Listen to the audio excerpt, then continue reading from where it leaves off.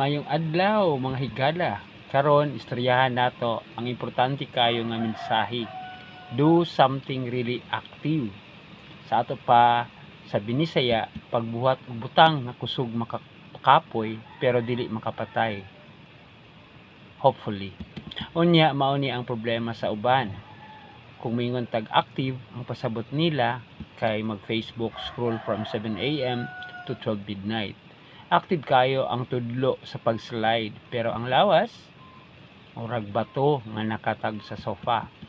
Napud uban miingon, active man lagi ko, pero kung mag online shopping o active imong cart, pero imong lawas static kayo.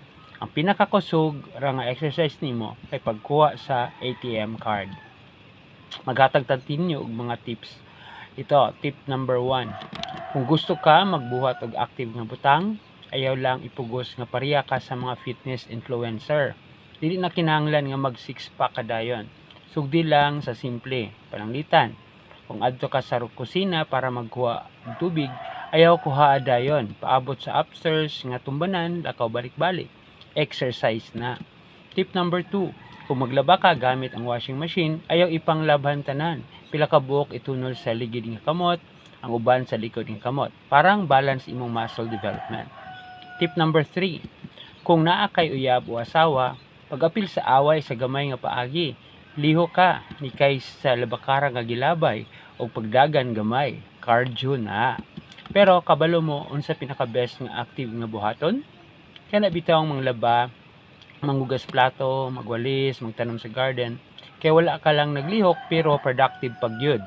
Plus dili ka makasaba sa imong uyab nga wa kay gibuhat kay klaro kaayo nga busy ka.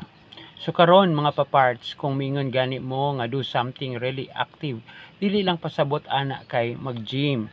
Bisan pagsayaw-sayaw lang sa balay samtang nagluto or magluto unya magduha-duha unsay timpla, active na. Basta lang ayaw kalimot, ang pinaka-importante dili lang nga active imong lawas, pero active pod imong kalipay. Kay kung malipay ka sa imong gibuhat, dili ka baghuna-huna nga kapoy.